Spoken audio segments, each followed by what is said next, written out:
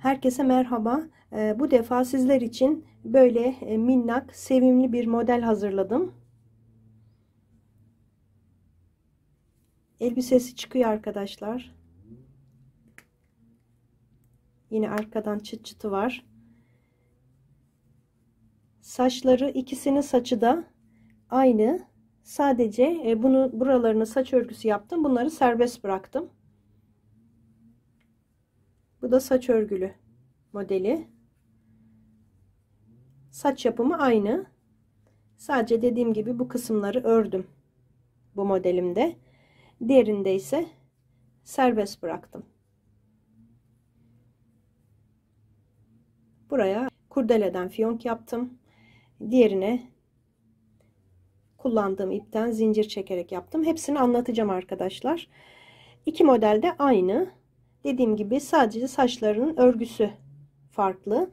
Bu taç modelinde şeker kızlarım için yapmıştım. Bunlara da çok güzel oldu. Böyle takmak istedim. Onu da yapmak isterseniz kanalımda bulabilirsiniz. Köşede kartları ekleyeceğim. Taç yapımını da. Ayakkabıları çıkmıyor. Zaten çıkarsa kullanışlı olmaz diye düşündüm. Böyle bilekten sabitledim. Boyumuz kaç santim? 18 santim uzunluğunda. 18 santim.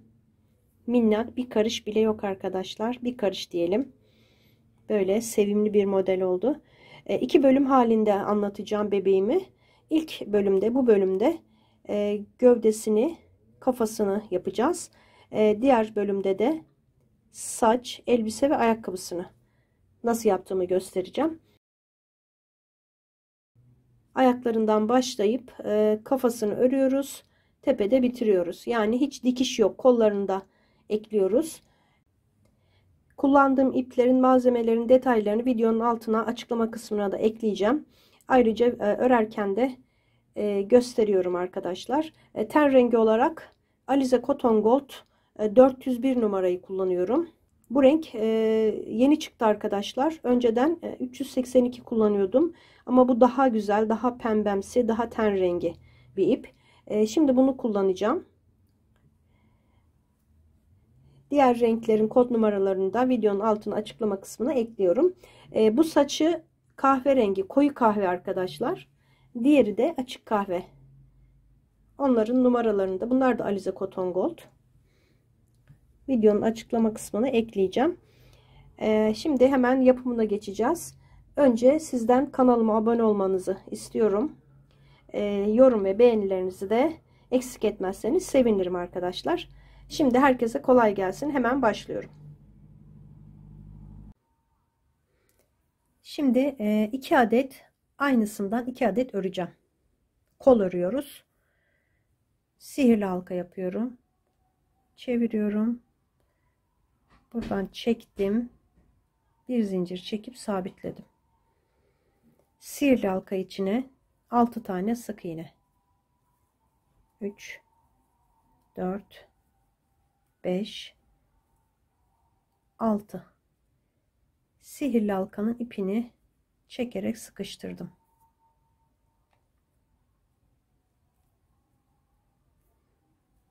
Şimdi yine işaret ipimi buraya taktım. İlk sık iğneye battım, çift yaptım.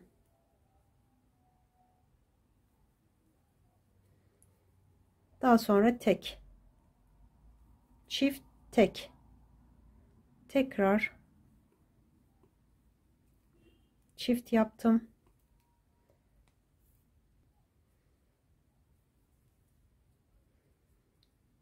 Tek yapıyorum. 3 kere çift tek yapıyoruz.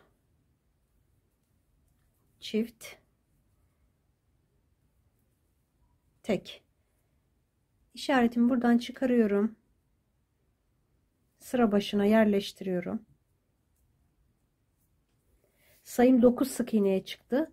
9 sık iğneyi 2 sıra öreceğim.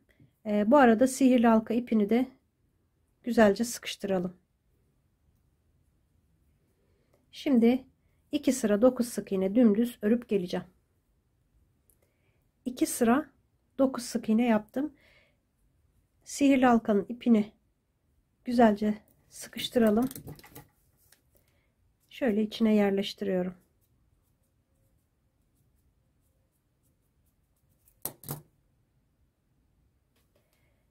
İşaret ipimi buradan aldım. Sıra başına yerleştirdim. Şimdi bir tane örüyorum. Eksiltiyorum.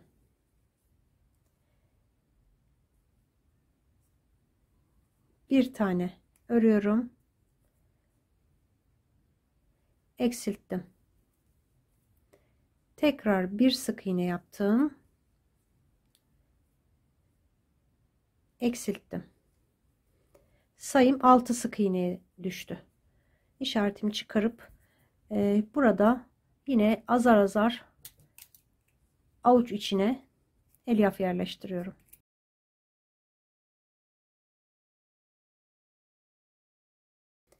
Şimdi işaretimi buraya takıyorum. İşaret takmak zor geliyorsa arkadaşlar buradan sayarak 6 sık iğneyi 2 sıra örelim.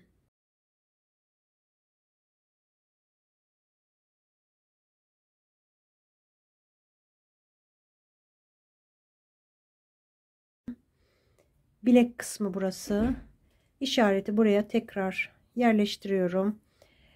Şimdi 2 tane arttırma yapacağım. 2 sık iğne örüyorum. 1 2 2 ördüm, çift yapıyorum. 2 tek, 1 çift. Bir kez daha.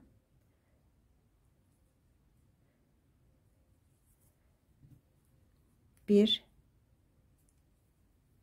iki tek, bir çift. Sayım 8 sık iğne çıktı. Şimdi 8 sık iğneyi 9 sıra öreceğim. 9 sıra dümdüz 9 sıra örüp geleceğim. Bu arada içine çok azar azar elyaf yerleştireceğim. Bilek kısmına çok ince zaten, hemen bu kadar yeterli. Şimdi 9 sıra 8 sık iğneyi yapıp geliyorum. 9 sıra dümdüz 8 sık iğneyi ördüm. Şimdi burada bir zincir çekip ipimi yine kesiyorum.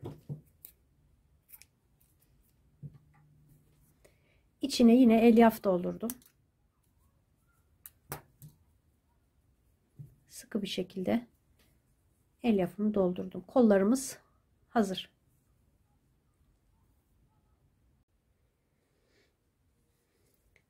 İki adet bacak öreceğiz aynısından. Şimdi ilk bacağı örüyorum. Beraber örelim.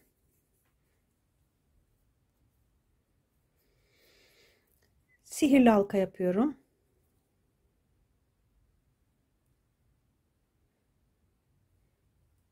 Sabitledim. Şimdi 6 tane sık iğne yapıyorum sihirli halkanın içine.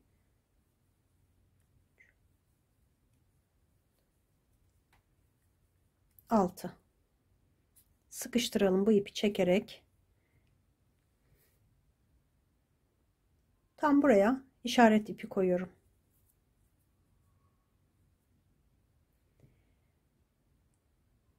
Sıranın ilk sık iğnesine batıyorum. Çift yapıyorum. Aynı yere 2 tane.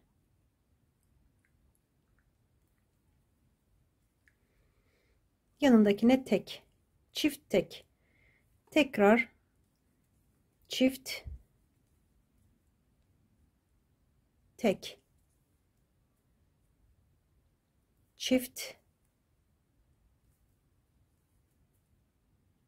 tek. 3 kere çift tek, çift tek, çift tek yaptım. İşaretimi buraya takıyorum. Sayım 9 sık iğneye çıktı. Şimdi 2 sıra dönerek 9 sık iğne öreceğiz. Dümdüz hiçbir işlem yapmadan 2 sıra örelim. 2 sıra 9 sık iğne ördüm. Sihirli halka ipini de güzelce sıkıştırdım. Şimdi işaretimi buradan alıyorum. 2 tane sık iğne ördüm. 2 sık iğne fazladan ördüm. İşaret çıkardıktan sonra bir zincir çekip döndüm. Hemen dibine batıyorum.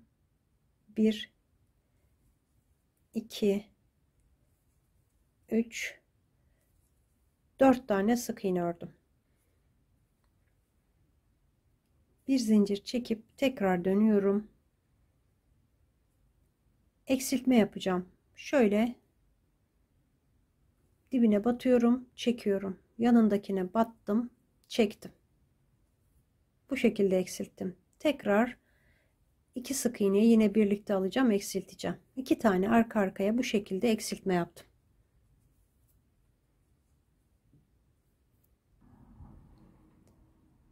Şimdi yandan devam ediyorum. Bakın şuraya batacağım.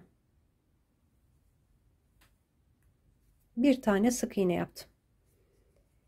Şimdi ön tarafta batılmayan sık iğneleri, buna batmışım bakın. Ona sık iğne yapmışım. Batılmayan sık iğneleri, burada 5 tane sık iğne var. O sık iğneleri örüyorum.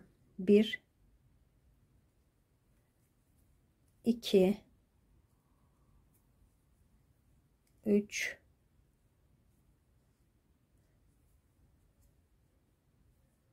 4 bir tane de burada 5. Şimdi diğer yandan devam ediyorum. Şuraya bir tane sık iğne yapıyorum. Arka kısımda 2 tane eksiltme yapmıştık arkadaşlar. Bakın bir şu, bir de bu. 2 tane sık iğne var burada. Onlara da yapıyorum. Birer tane. Arka kısımdan 2 tane sık iğne ördüm. Sayım 9 sık iğne oldu. Şimdi buraya işaret taktım. Buradan itibaren örüyorum. Şimdi spiral öreceğiz artık. 2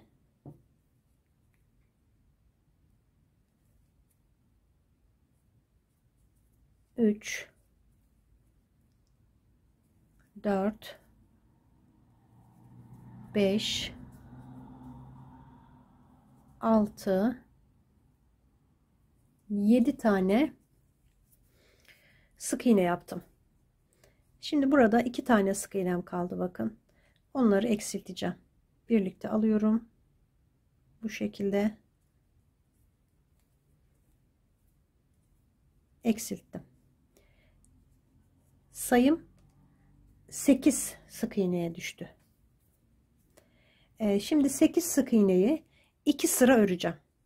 Dümdüz dönerek 2 sıra örüp geliyorum. 2 sıra 8 sık iğne ördüm. Böyle az bir miktar elyaf alıyoruz arkadaşlar. Ördükçe işaretimi çıkarayım. Ördükçe şöyle küçük bir makasın ucu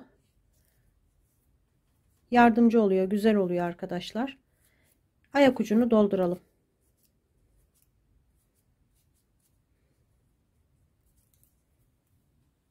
Sıkı bir şekilde dolduracağız. Ayak kısımlarını özellikle.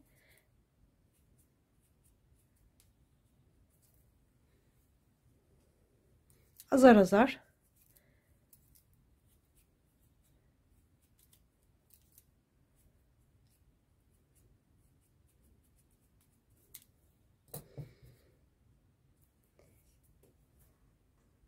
...200 sırada bir elyafı yerleştirirsek iyi olur. Şimdi sırama dönüyorum.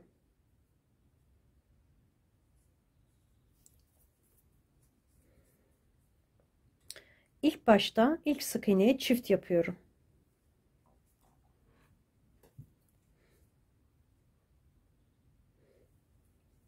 Çift yaptım.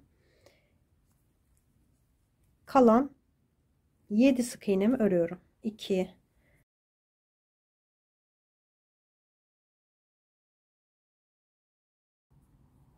7. İşaretimi çıkarıyorum. Sıra başım burası. Buraya yerleştirdim. Sayım 9 sık iğneye çıktı. Şimdi 2 sıra daha 9 sık iğne dümdüz öreceğim. 2 sıra ördüm. İşaretimi yine buraya takıyorum. 5 tane 1 2 3 4 5 tane sık iğne ördüm. Sıradaki sık iğneye çift yapıyorum. Yanındakine yine çift, 2 tane yan yana çift yaptım. Kalan 2 sık iğnemi de örüyorum. 1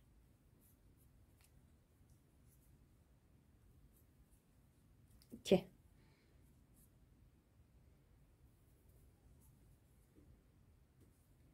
Şimdi buradan başlıyorum. Bir tane sık iğne ördüm. Bu sıranın başında bir sık iğne ördüm. Eksiltme yapıyorum. Bir tane ördüm, bir tane eksilttim. Devam ediyorum. Kalan 8 sık iğnemi sıranın sonuna kadar örüyorum.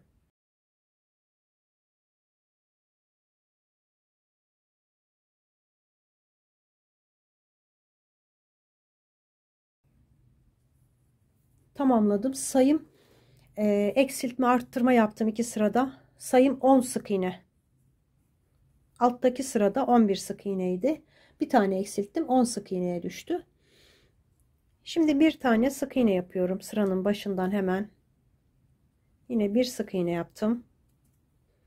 Yandaki sık iğnenin içine çift yapıyorum. Bir tek yaptım, bir tane de çift yaptım.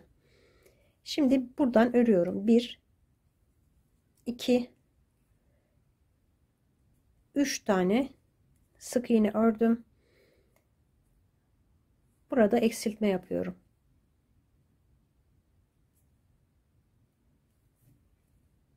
Eksilttim. Bir tane daha yapacağım.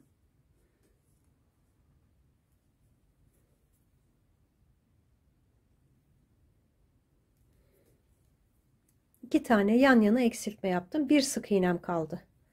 Bir sık iğneyi de ördüm. Diz çalışmış olduk. Şimdi işareti buraya yerleştirdim. İki tane 2 sık iğne yaptım. Sıradakine çift yapıyorum. 2 tek bir çift. Devam ediyorum. 6 tane sıra sonuna kadar sık iğnem var.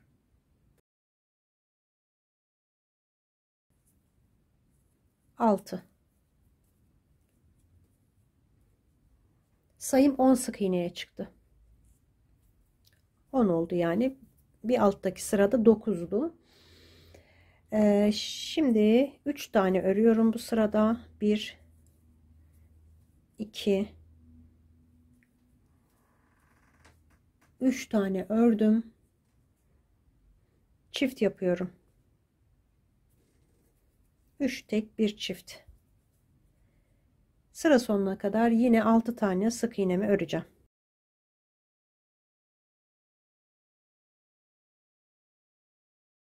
İşaretimi çıkarıyorum. Yine elyaf yerleştirelim.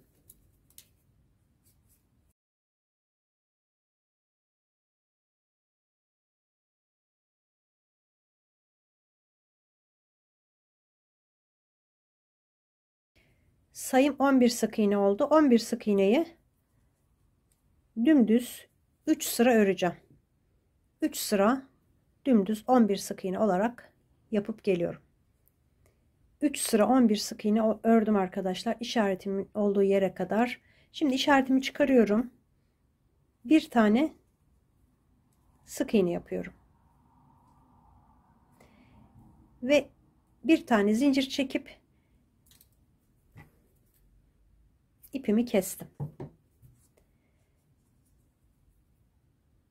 İşaretimin olduğu yere kadar, yani sırayı tamamladım. 11 sık iğne yaptım. Sonra ilaveten bir sık iğne daha yaptım. Sol bacağımız hazır. Bu sol bacak olacak. Şimdi videoyu başa sararak aynısından bir tane daha örelim. Buraya kadar, yani 3 sıra 11 sık iğne ördüğümüz yere kadar aynı şekilde bu bacağı, öbür bacağı da, sağ bacağı da örüp geleceğim. Daha sonra burada farkını, sağ sol farkını oluşturacağım. Ben şimdi örüp geliyorum. Diğer bacağı da aynı şekilde ördüm. İkinci bacağı da sırayı tamamladım. Bunda sırayı tamamladıktan sonra bir sık iğne yapmıştık. Bunda sağ bacakta işareti çıkarıyorum. 8 tane sık iğne yapacağım. 1 2 3 4 5 6 7 8 sık iğne yaptım. Güzelce elyaf doldurdum bacaklara. Daha da dolduracağım. Bacaklar sımsıkı olsun. Yamulmasın arkadaşlar. O yüzden sıkı bir şekilde bacağı dolduruyorum.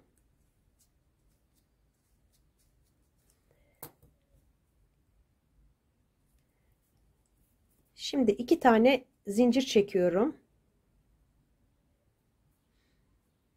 Diğer bacağı alıyorum. Sol bacağı. Sol bacağın burada bitmişti sıramız. Bir sık iğne yapmıştık. Yanına batıyorum. Sıradaki sık iğneye batıyorum. Buradan itibaren başlıyorum. 11 tane sık iğne öreceğim.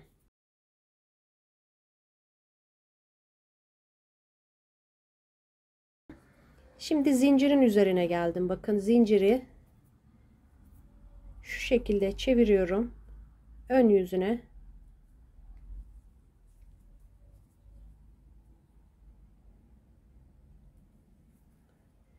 Batıp sık iğne yapıyorum. Bir tane. Yanındaki zincirin ikinci zincire de batıyorum. 2 tane sık iğne yaptım. Sonra diğer bacağa geçtim. 1 2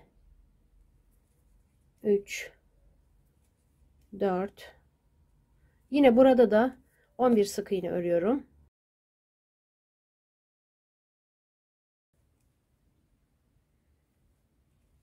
Bir tane ördüm.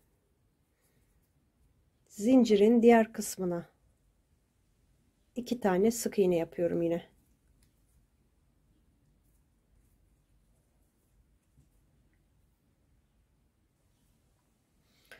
İşaretimi buraya taktım. Zincirin üzerine 2 sık iğne yaptım, işareti taktım. Şurada bakın bir sık iğne var. Oraya biraz sıkışıyor burada. Oraya çift yapıyorum. 2 tane sık iğne yapıyorum. İlk bacaktaki ilk sık iğneye çift yaptım. Sonra örüyorum 9 tane. 1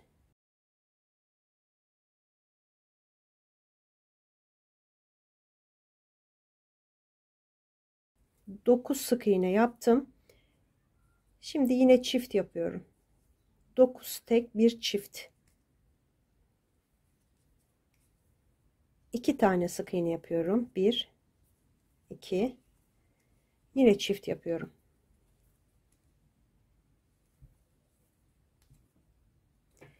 Tekrar 9 sık iğne.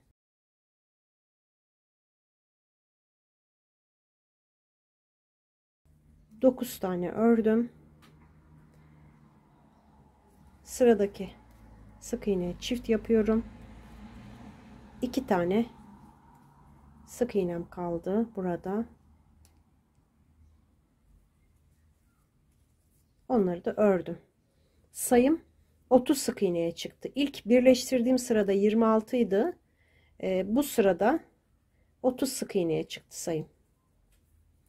Şimdi 30 sık iğneyi, bakın bacaklarımız bu şekilde birleşti.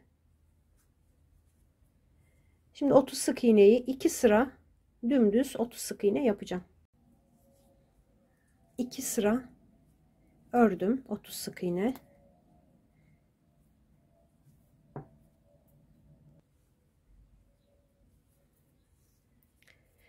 Şimdi 3 tane sık iğne yapıyorum. 2 3 sık iğne, 1 eksiltme, 3 sık iğne, 1 2 3 tane örüyorum, eksiltiyorum. Bunu 6 kere yapacağım.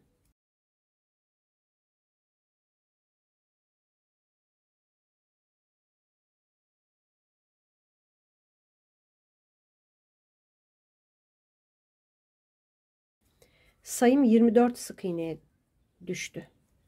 30'da 24 sık iğne kaldı. Şimdi burada yine eksilteceğim. 2 tane sık iğne yapıyorum. Eksiltiyorum. 4 sık iğne. 1 2 3 4 sık iğne yaptım. Eksilttim. Tekrar 1 2 3 4 sık iğne, eksilt. 1 2 3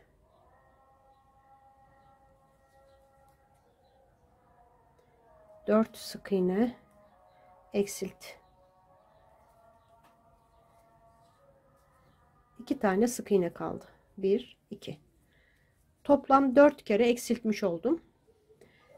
Sayım bir önceki sırada 24'e düşmüştü. Bu sırada 4 eksilttik. 20 sık iğneye düştü.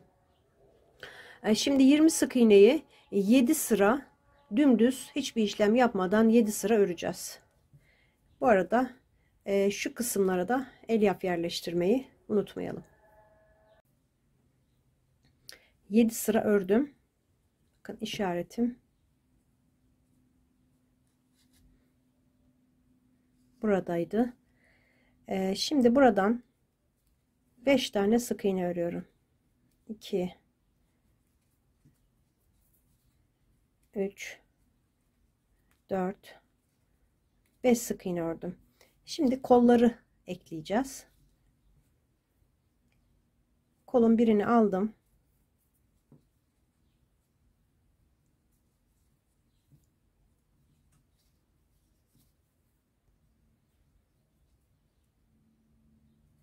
Son sık iğneye bakın. Son sık iğneye battım koldaki. Gövdeye batıyorum. 1 yanındakine battım. Gövdeye battım. 2 sık iğne ile birleştirdim. Şimdi buradan 1 2 3 4 5 6 7 8 tane sık iğne ördüm. Diğer kolu aldım. Yine aynı şekilde son sık iğneye battım. Ve gövdedeki sıradaki sık iğneye batıyorum. Yanındaki sık iğneye battım, koldaki ve gövdeye batıyorum. Birleştiriyorum kolları. 2 sık iğne ile birleştirdim. Burada 3 tane sık iğnem kaldı. 2 3.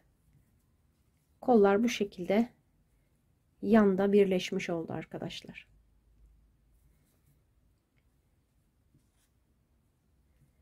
Şimdi 3 tane sık iğne yapıyorum. 1 2 3 sık iğne. Burada eksiltiyorum. Kolun üzerine geçiyorum. Sıradaki sık iğneye batıyorum. Burada 6 tane sık iğne var. 2 3 4 5 6 sık iğnemi yaptım. Yine gövdeye geçip eksiltme yapıyorum. Bakın burada batılan yerlere batmayın. Bakın burada batılmış. Hemen dibine batıyorum, yanındakine ve diğerini de alıp eksiltiyorum. 1 2 3 4 tane sık iğne yaptım. Yine eksiltme yapıyorum. Kolun üzerinden yine 6 tane sık iğne yapıyorum. 1 2 3 4 5 6 tane kolun üzerinden yaptım. Eksiltme yapıyorum gövdeye geçip bir tane sık iğnem kaldı. Onu da örüp sıramı tamamladım. 24 sık iğnem oldu. Bu arada ben buralara elyaf yerleştirdim. Yine sıkı bir şekilde elyafımızı yerleştireceğim.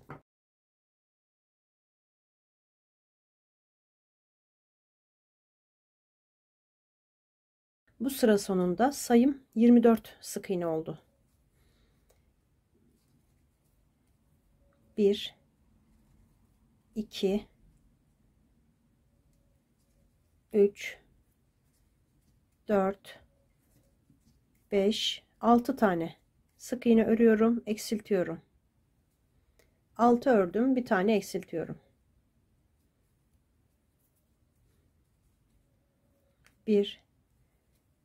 10 tane öreceğim.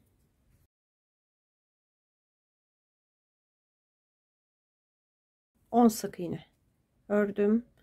Yine eksiltiyorum.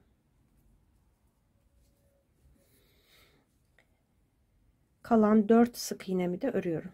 1 2 3 ve 4. Sayım 22 sık iğneye düştü. 2 tane eksilttim. Şimdi 2 sık iğne yapıyorum. 1 eksiltiyorum. 2 sık iğne, 1 eksilt. Şimdi 1 2 3 4 5 sık iğne ördüm, eksiltiyorum.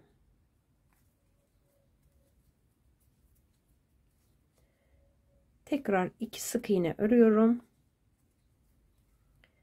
eksiltiyorum. 1 2 3 4 5 sık iğne ördüm, eksiltiyorum. Sayım 18 sık iğneye düştü.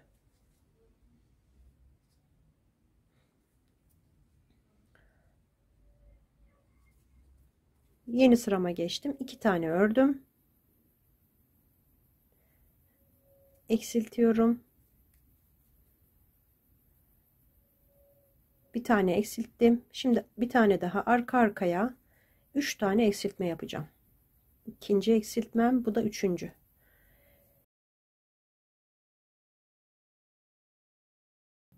İki sık iğne ördüm, 3 tane arka arkaya eksilttim. 1 2 3 tane ördüm. Yine peş peşe 3 tane eksiltme yapacağım. 1 2 3. Burada bir tane sık iğnem kaldı ve tamamladım. Sayım 12 sık iğneye düştü. Şimdi bu arada arkadaşlar yine elyaf yerleştirelim. Şu kolların şu kısımlarına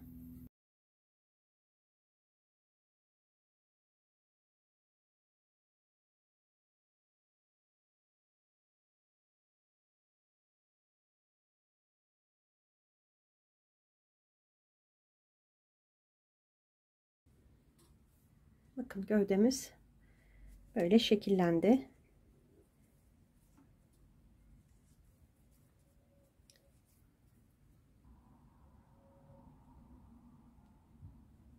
İşaretimi taktım. 1 2 sık iğne ördüm.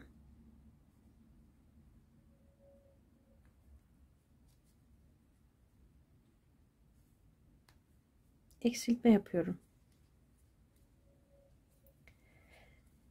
1 2 3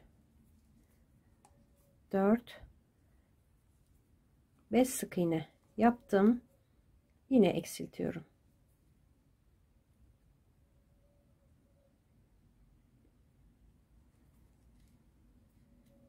Bir tane burada sık iğnem kaldı, bakın. Onu da yapıp sayımı 10 sık iğneye düşürdüm. Şimdi boyun kısmını öreceğiz. 3 sıra 10 sık iğne yapacağım. Dönerek 3 sıra öreceğiz. 3 sıra ördüm 10 sık iğneyi. Şimdi işaretimi buraya takıyorum. Kafa örülüşüne geçiyoruz. Dikiş yok arkadaşlar hiç bebeğimizde. Şimdi 10 tane çift yapacağım. Bakın, arka arkaya her bir sık iğnenin üstüne çift yapacağım. 2 tane yapacağım.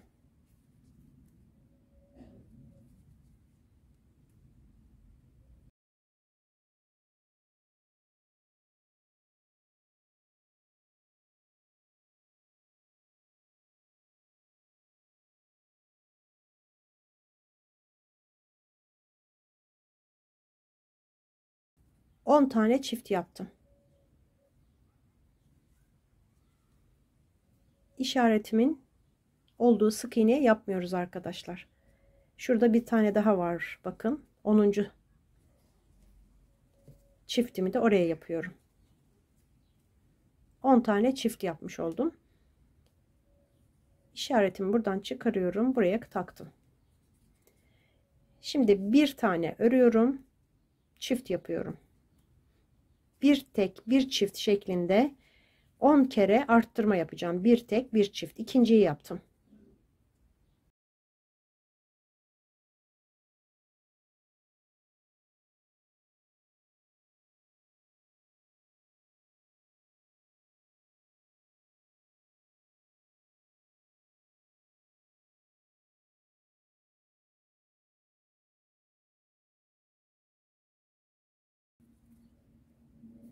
On tane bir tek bir çift yaptım. Sayım 30 sık iğneye çıktı. Bir alt sırada 20'ye çıkmıştı. Burada 10 tane arttırdık. 30 sık iğneye çıktı. Şimdi burada 2 tane sık iğne yapacağım. 2 tek öreceğim. Bir tane çift. 2 tek bir çift şeklinde yine 10 kere arttırmamı yapıp geleceğim. 2 tek bir çift. Arttırmalarım bitti. 10 kere arttırdım. Sayım 40 sık iğneye çıktı.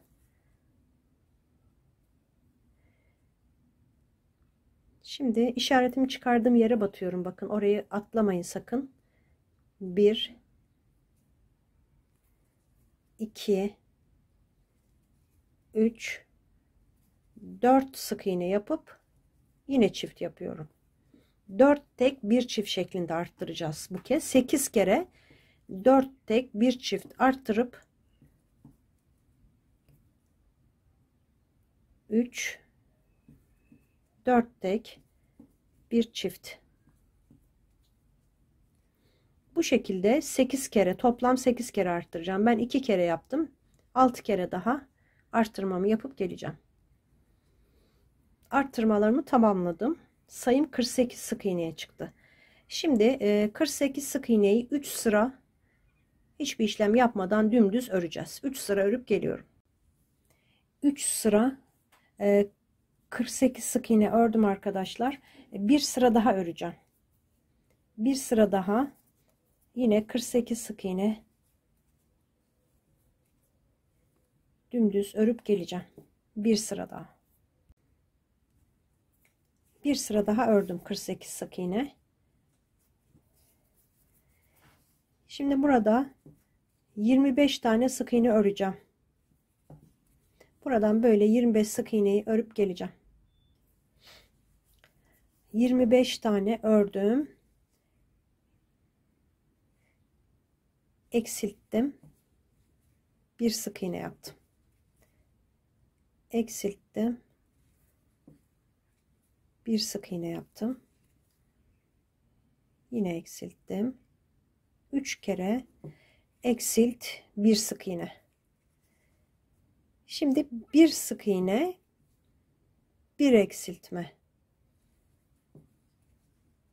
Burada eksilt, bir sık iğneyi 3 kere yaptım. Buradan başlıyorum. Bir sık iğne, bir eksilt, bir sık iğne, bir eksilt, 2 kere oldu. Bir sık iğne, bir eksilt, 3 kere de diğer tarafta yapmış oldum. 1 2 3 4 5 sık iğnem kalmıştı. Onları da yapıp sıramı tamamladım. Sayım 48'di. 42 sık iğneye düştü eksiltmelerden sonra. Şimdi 42 sık iğneyi 7 sıra dümdüz örüp geleceğim. Dümdüz 42 sık iğne olarak 7 sıra örüp geliyorum. 7 sıra ördüm eksiltme yaptıktan sonra. Şimdi göz yerlerini belirledim. Eksiltme yaptıktan sonraki sıranın buradan sayacağız. Şuradan da sayabilirsiniz arkadaşlar. 25 sık iğne yapıp eksiltmiştik. 25, 26, 27, 28 sık iğne sonra işaretimi koydum. Daha sonra 1, 2, 3, 4, 5 sık iğne ara verdim. Yine işaret koydum. 1, 2, 3, 4, 5 sık iğne var arada. Gözleri 8 milim kullanıyorum. 8 milim göz. Şimdi bu işaretlediğim yerleri biraz genişleteceğim. Çünkü girmiyor arkadaşlar. Biraz zor giriyor.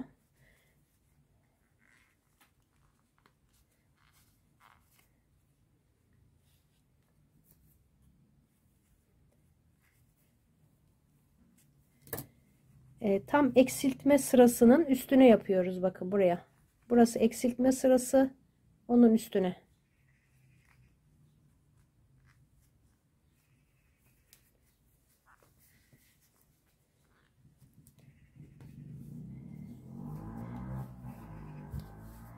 Tıpaları takacağım. Bazı tıpalar çok sıkı geçiyor arkadaşlar. Bazıları da mesela bunlar biraz gevşek kalıyor. O yüzden böyle ters takıyorum. Kenarlarını işlemek için ters takıyorum.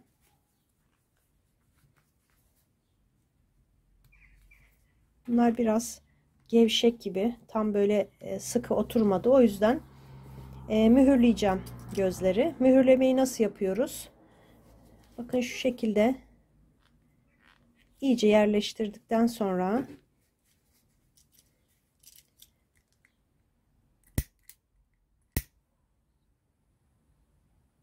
eritiyorum çakmakla, üfleyip bu şekilde bastırıyorum.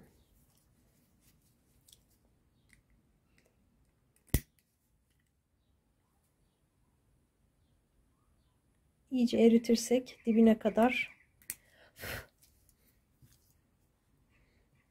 gidebilir. Bu şekilde. Bu sanki biraz yukarıda oldu. Biraz daha eritiyorum. İyice bastırıyorum.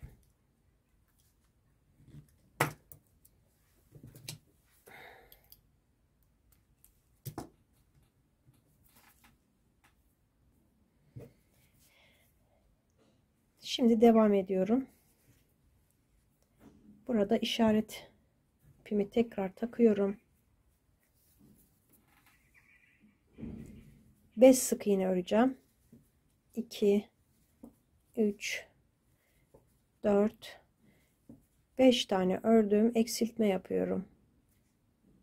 5 ör 1 eksilt şeklinde 6 kere eksiltme yapacağım. 5 kere daha 5 ör 1 eksilt yapıp geliyorum. Eksiltmelerim bitti. sayım 36 sık iğneye düştü. Şimdi 4 tane örüyorum. Eksiltiyorum. 4 ör 1 eksilt şeklinde yine 6 kere eksiltip geleceğim. Eksiltmelerimi tamamladım. Şimdi elyaf yerleştiriyorum.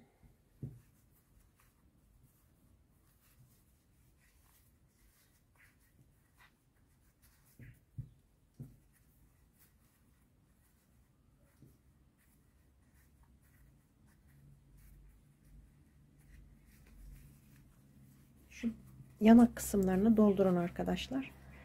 Üstten olduğu için sonradan ilave etmemiz biraz kapattıktan sonra ilave edemeyiz.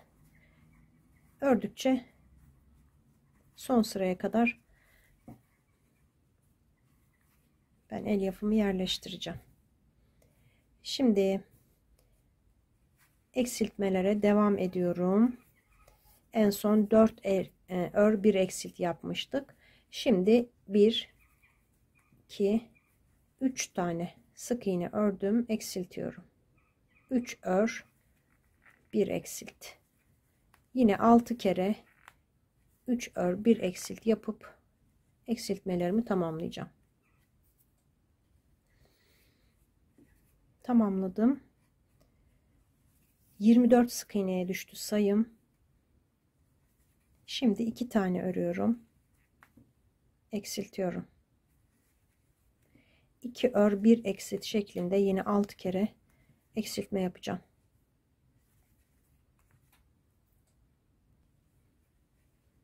Tamamladım. Sayım 18 sık iğneye düştü. Şimdi bir tane örüyorum, eksiltiyorum. 1 ör 1 eksilt 6 kere yapacağım.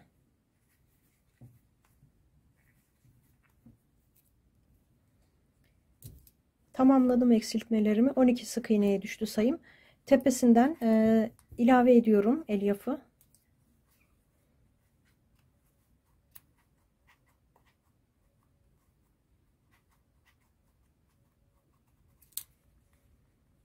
Şimdi arkadaşlar burada biraz tamamlamayacağım kafayı. Bir sıram kaldı. O sırayı yüz şekillendirmesinden sonra tamamlayacağım. Çünkü elyaf ilave etmem gerekebilir şu arka kısma. Oraya dolduracağım. Çok sıkı doldurmuyorum. Yüz şekillendirmesi yapacağız. Aşırı sıkı doldurmayın. Yine de boş kalmayacak şekilde ilave ettim. Şu işaretlerimi çıkarıyorum.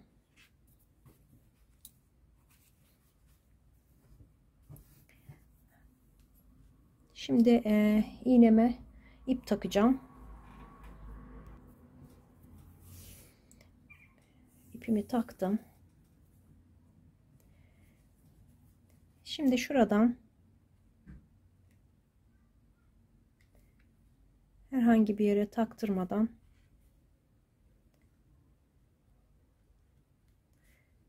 iğnemi geçirdim. Gözün yan tarafına çıkıyorum. Şimdi diğer tarafına batıp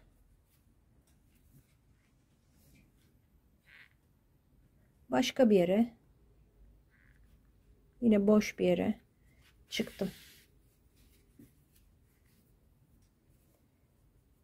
Şimdi bu ipi aşağıya gözün altına geçirelim.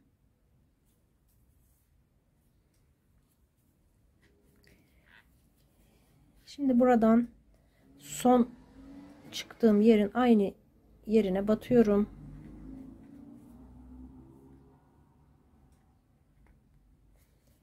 Gözün yine yan tarafına bu ipi içeri alıyorum. Sonra üstüne batıyorum. Yani üstüne geçiriyorum, pardon. Şöyle.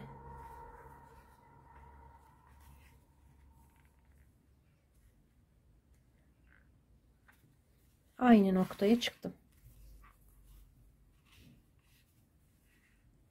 Gözün üstünden geçiriyorum. Şimdi bu ipleri çekeceğim.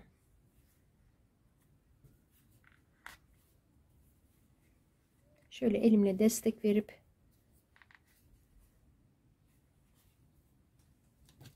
ipimi burada kesiyorum. Uzun takmıştım. Diğer göze de yetecek. Diğer göz için buradan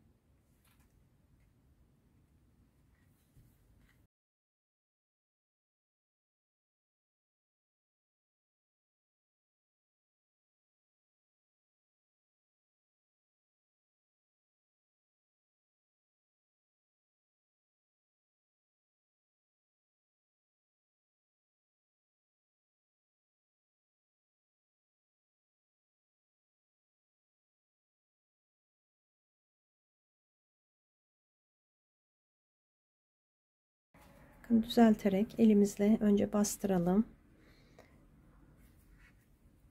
İki gözün eşit olmasına dikkat edin.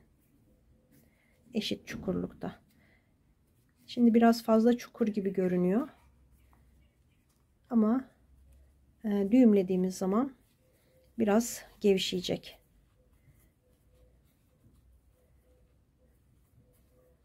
Düğümlüyorum.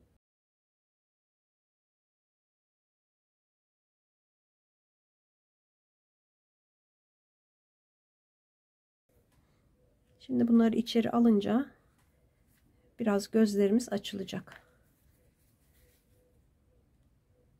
Yani o çok içeri gömük hali biraz yumuşayacak. Durdukça da açılıyor arkadaşlar. Yani böyle çok gömük gibi duruyor ama biraz açılacak onlar. Şimdi dediğim gibi şurasından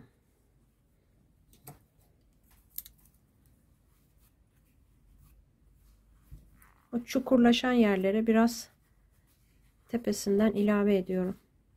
Kafanın arkasına yassı bir görüntü olmaması için. Gerçi saçımız olacak ama yine de yuvarlak bir görüntü olsun.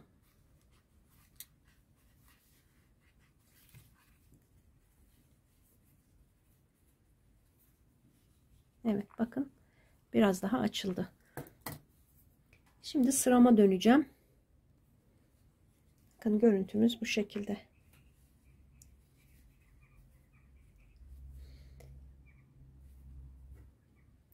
İşaretimi alıyorum buraya. Şimdi 6 tane arka arkaya peş peşe 6 eksiltme yapacağım.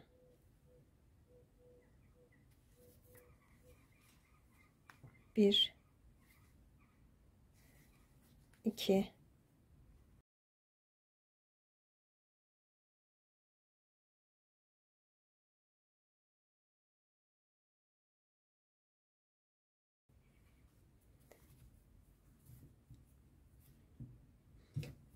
ipimi şöyle biraz bir karış uzun kesiyorum. Burada bakın bu halkalara, öndeki halkalarına, şurada ilk halkaya geçiriyorum.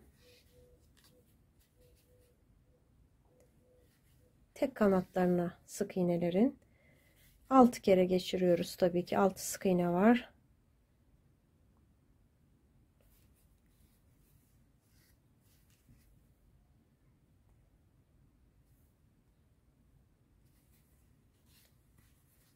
Bir tane daha.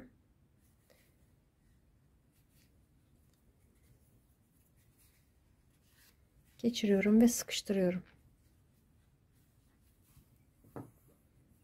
İğne takıyorum.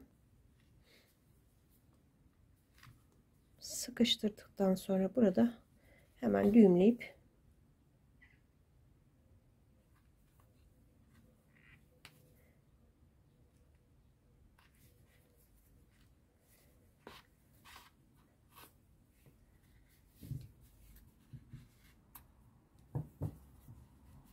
böylece kafamız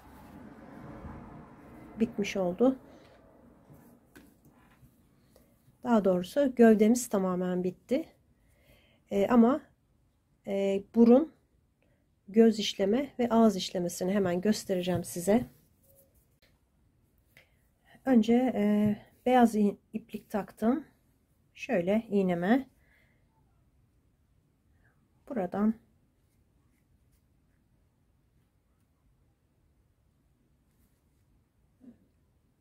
yan tarafa hemen geçtim. Şimdi arkadaşlar şu şekilde bakın, vuruyoruz ipi.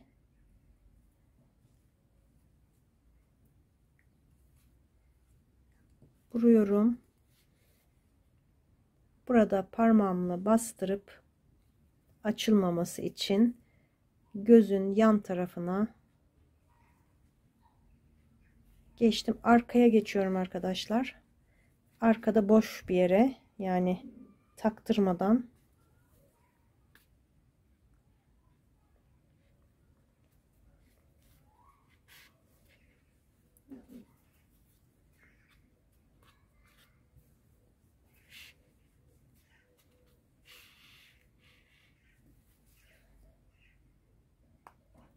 bakın bu şekilde.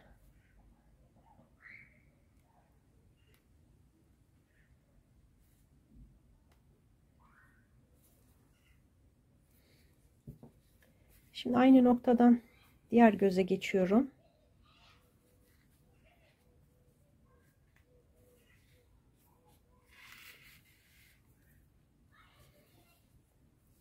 Yine hemen şurada kısa bir şekilde vuruyorum.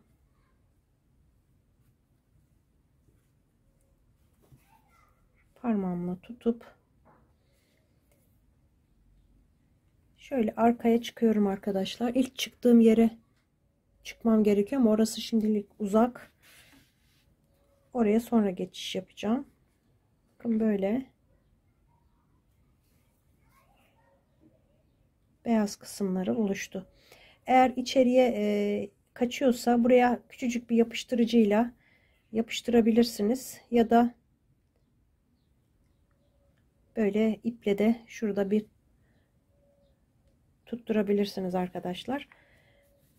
Şimdi ben şuraya geçeceğim, bakın. İlk çıktığım beyazı geçirdiğim yere geçip düğüm atacağım orada.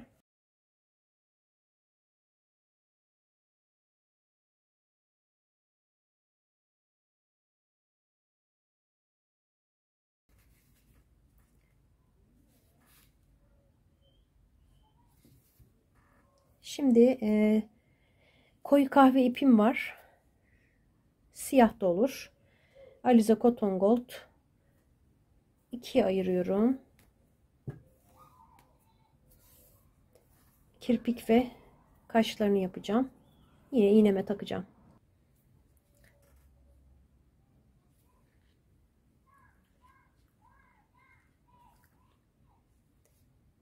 Gözün şöyle yan tarafına.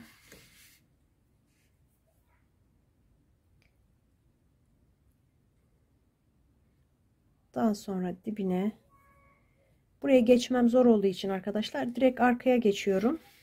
Oradan tekrar çıkmak istediğim yere çıkmam daha kolay olur. Şöyle aynı yere batıyorum. Yine gözün sol kısmına, şuraya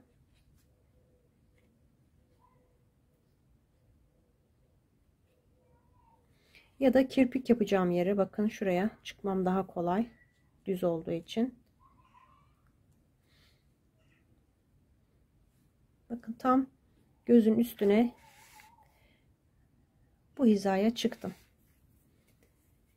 Tekrar aynı yere, yani şuraya, göz çukuruna batıyorum ve arkaya çıkıyorum.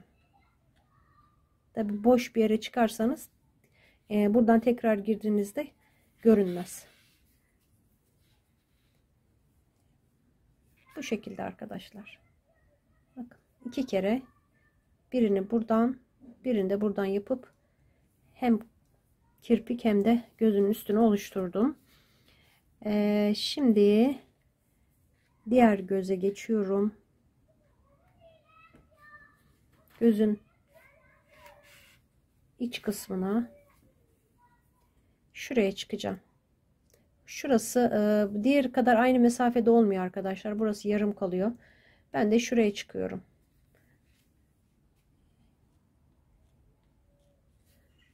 Yine arkaya çıktım.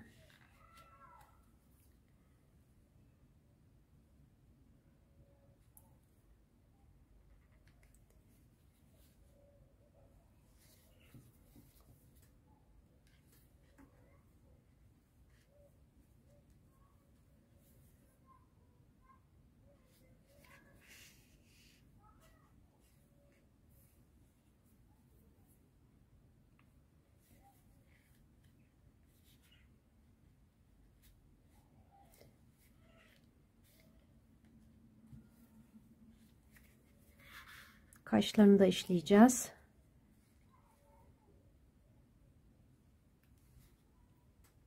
Bakın böyle minik kirpikler oldu. Şuradan yine aynı yere giriyorum. Kaşlarını nereye yapacağız arkadaşlar? Hemen onu belirleyelim. Diğerini bakın 3 sıra üstüne şöyle yan tarafa yapmıştım ama saçlarından görünmüyor. O yüzden bir sık iğne şu tarafa yapmak istiyorum. 1 2 3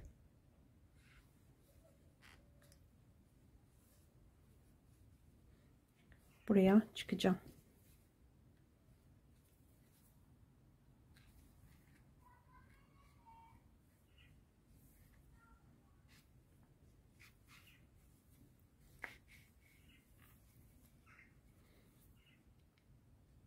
İki sık iğne yalnız alt tarafa.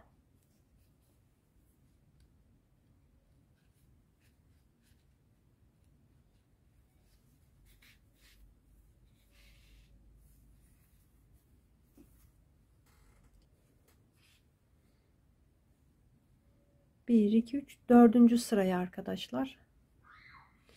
Şurada 3 gibi duruyor ama 1, 2, 3, 4. 1, 2, 3, 4, 5 sıra. 5 sık iğne ara verdim. Buraya çıkacağım.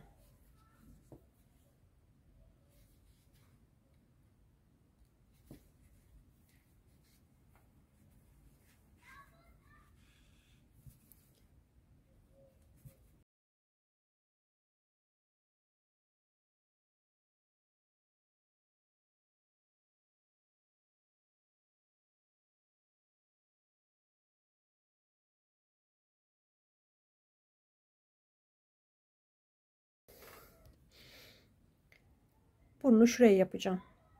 Buraya çıkacağım ve buraya.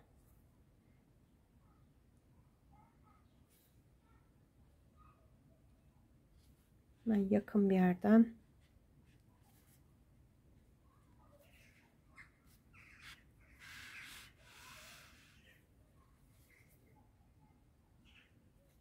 iki sık iğne,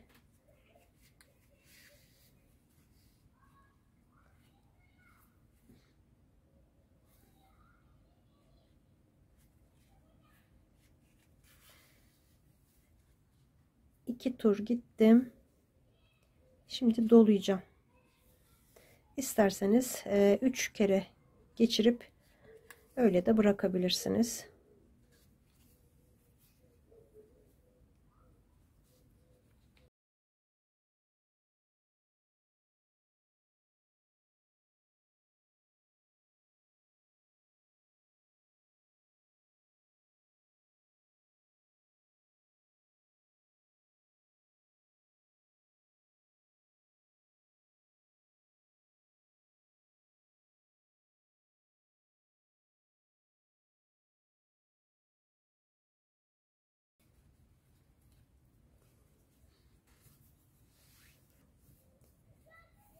Dudak için böyle pembe ip kullanıyorum. Bakın burnundan 1, 2, 3. sıraya 3 sık iğne işleyeceğim. Yine şuradan hemen giriyorum.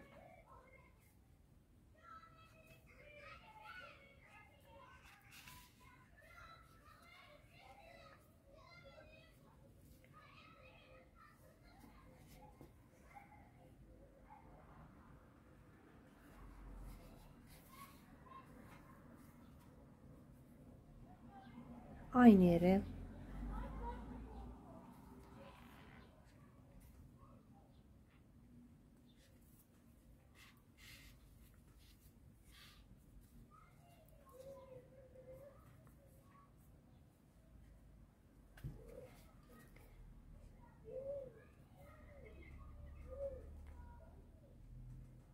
ikisinin arasını biraz açarsak